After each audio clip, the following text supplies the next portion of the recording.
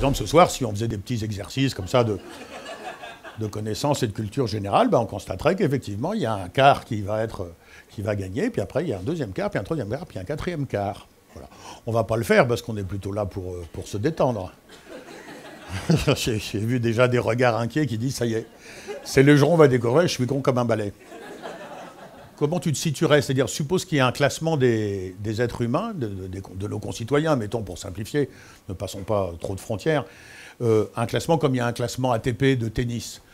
Donc le meilleur. Ça.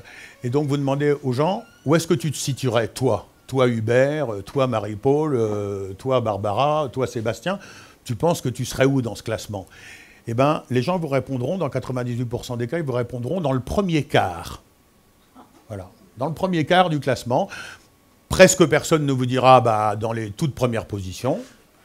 Et sûrement personne ne vous dira en queue de peloton, moi je suis le roi des cons, ou la reine des connes, on dit pas, et tout le monde se met dans le premier quart. Or ça, je vous fais observer que c'est pas possible. Il ne peut pas y avoir 4 quarts de la population dans le premier quart. Non, non, il faut qu'il y ait du monde dans les 3 autres quarts. Qui sont-ce? Je pense quand même à André Gide, qui a dit « Il faut déjà passablement d'intelligence pour souffrir de n'en avoir pas davantage. » C'est balèze, ça, hein? Vous avez compris? Ceux qui n'ont pas compris souffrent de n'avoir pas compris. C'est marrant, ça, non? Non. Eh bien,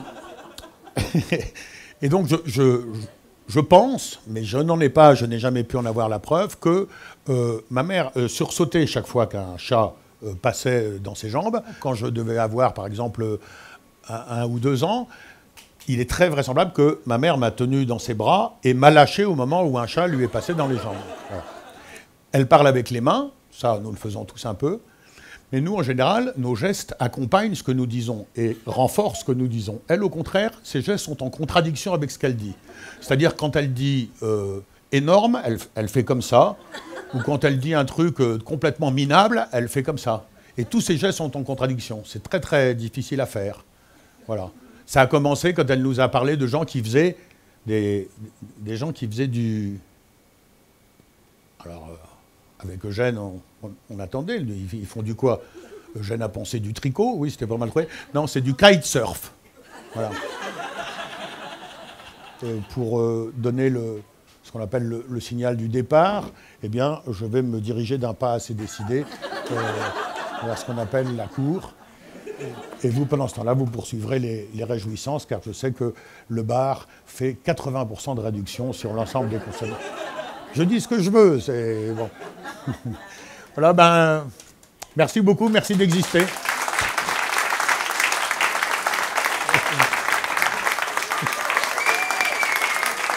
Merci.